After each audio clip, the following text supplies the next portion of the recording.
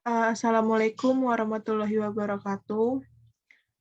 Kami dari kelas 6A Program Studi Pendidikan Geografi yang beranggota Aulia Putri Daya, Cynthia Dwi Apriani, dan Faizati Nadiro akan mempresentasikan mengenai penyebab bencana alam, telaah terhadap pandangan Islam dan sains. Selanjutnya akan dibacakan oleh Cynthia Dwi.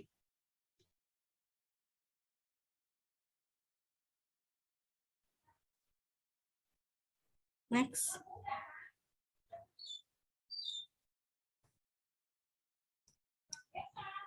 Yang pertama itu ada definisi dan bentuk bencana alam dalam bab 1 pasal 1 Undang-Undang Nomor 24 Tahun 2007 tentang penanggulangan bencana terdapat penjelasan mengenai definisi bencana dan pembagiannya menjadi 3 jenis yaitu bencana alam, bencana non-alam, dan bencana sosial. Bencana adalah peristiwa atau rangkaian peristiwa yang mengancam dan mengganggu kehidupan dan penghidupan masyarakat yang disebabkan baik oleh faktor alam dan atau faktor non-alam maupun faktor manusia sehingga mengakibatkan timbulnya korban jiwa manusia, kerusakan lingkungan, kerugian harta benda, dan dampak psikologisnya. Dalam undang-undang tersebut, ketiga jenis bencana ini dijelaskan secara definitif sebagai berikut. Yang pertama, bencana alam adalah bencana yang diakibatkan oleh peristiwa atau serangkaian peristiwa yang disebabkan oleh alam, antara lain berupa gempa bumi, tsunami, gunung meletus, banjir, kekeringan, angin topan, dan tanah longsor.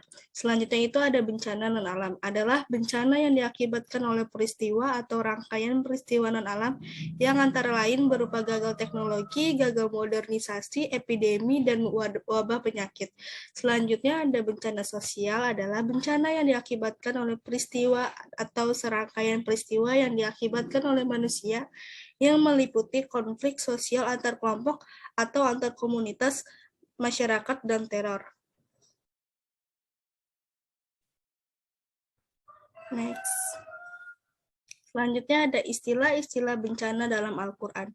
Menurut Kamus Besar Bahasa Indonesia, kata bencana adalah bentuk kata benda yang berarti sesuatu yang menyebabkan atau menimbulkan kesusahan, kerugian, atau penderitaan seperti kecelakaan. Kata bencana sendiri memiliki arti yaitu musibah.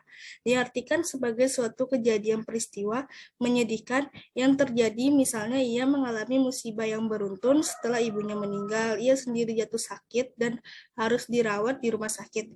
Contoh lain adalah musibah atau malapetaka yang datang secara tiba-tiba. Ada 3 term pokok yang lazim dipakai untuk menyebut bencana, yaitu ada al-bala, yang berarti ujian. Kata tersebut berasal dari 4 huruf ba, lam, ya, waw, yang secara morfologis berasal dari kata bala yamlu, balwan, wabalaan, berarti tampak jelas, rusak, menguji, dan sedih. Selanjutnya itu ada term musibah. Term musibah berasal dari kata ashaba yusibu, isabatan musibun, yang berarti sesuatu yang menimpa atau objek tertentu. Agaknya hal ini secara semantis memberi kesan makna bahwa musibah adalah sesuatu yang mengenai sasaran atau objek secara tepat, sehingga akan menunjukkan kebenaran kualitas seseorang yang terkena musibah. Yang terakhir ada term fitnah. Secara morfologis berasal dari kata fatana yafturu, fitnah. Kata fitnah ketika sudah masuk ke dalam bahasa Indonesia sering dipahami banyak orang secara parsial. Sebagaimana tampak dalam pengertian fitnah menurut KBBI ialah perkataan bohong atau tanpa berdasarkan kebenaran yang disebarkan dengan maksud menjelekkan orang.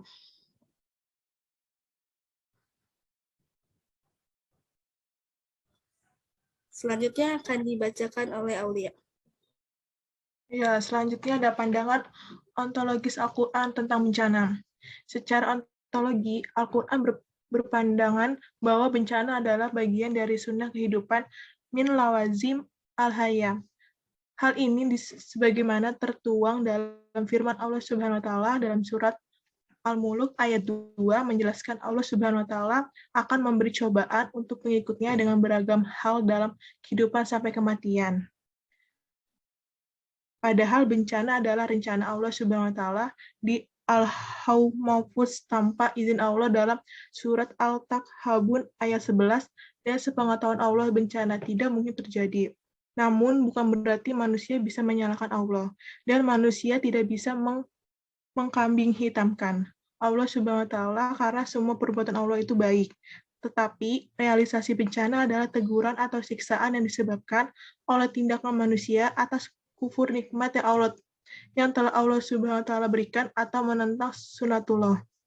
Oleh karena itu, manusia perlu berbenah diri dan introspeksi serta kembali ke jalan Tuhan agar bencana dalam konteks petaka alam dapat dihindarkan seminimal mungkin.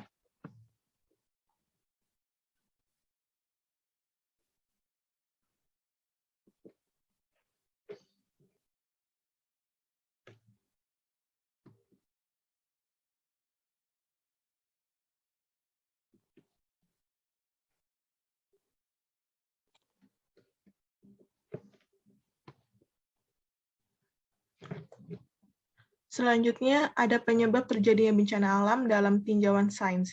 Bencana dapat diakibatkan oleh manusia maupun alam. Menurut Unit Nasional Internasional Strategi for Disaster Reduction, UNISDR, faktor-faktor penyebab bencana, khususnya bencana alam dan bencana buatan manusia, dapat dikelompokkan menjadi risiko geologis, risiko hidrometeorologis, biologis risiko, dan risiko lingkungan, teknologi, dan degradasi lingkungan, tingginya kerentanan penduduk, dan elemen kota atau kawasan yang berisiko bencana. Beberapa bentuk dan faktor bencana alam sebagai berikut. Yang pertama ini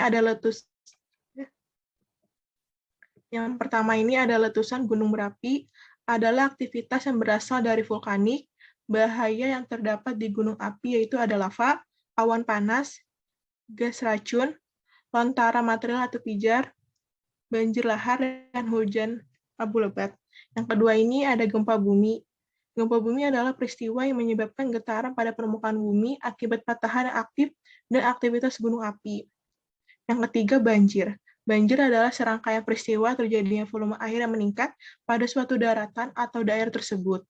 Yang keempat ada tsunami. Tsunami adalah peristiwa gelombang laut yang datang secara tiba-tiba akibat pergeseran yang ada pada dasar laut karena gempa bumi.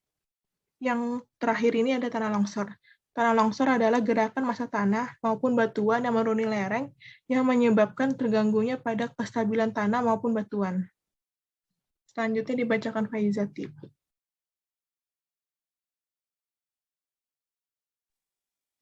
Selanjutnya ada sejarah bencana alam pada umat-umat terdahulu. Allah Subhanahu wa taala menerangkan dalam banyak Al-Qur'an tentang musibah besar yang dilalui umat-umat terdahulu untuk membinasakan mereka. Di antaranya, yang pertama ada surat Al-Isra ayat 17. Ini mengabarkan bahwa Allah Subhanahu wa taala tidak membedakan perlakuan antara umat-umat yang terdahulu dan sekarang. Tiap kaum yang membangkang terhadap ketetapan Allah dan Rasul-Nya akan mendapat balasan serupa yang pernah Allah ganjarkan pada kaum sebelumnya. Yang kedua ada surat Al-Ankabut ayat 40. Ini menjelaskan siksa dan bencana itu dijatuhkan bukan karena kesewenang-wenangan, tetapi itu adalah buah kedurhakaan. Allah sama sekali tidak hendak menzolimi mereka dengan menjatuhkan siksa dan bencana itu. Akan tetapi merekalah yang menzolimi diri mereka sendiri dengan keangkuhan dan kedurhakaan. Next.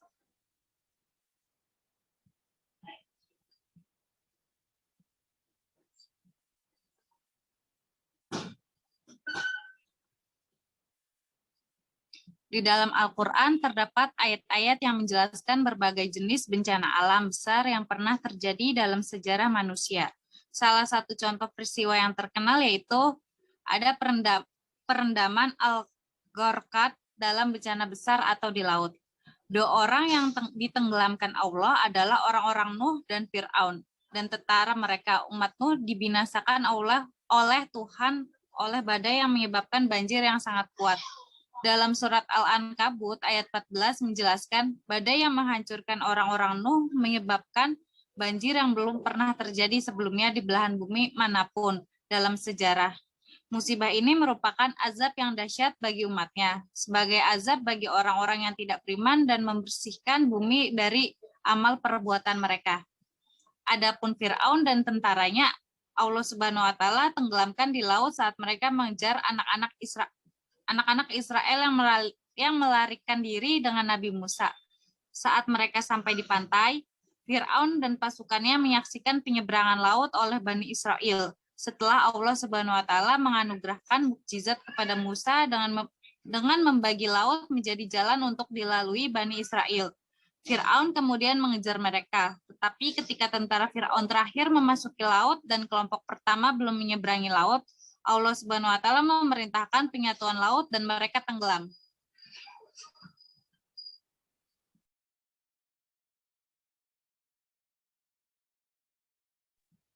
Next, sudah.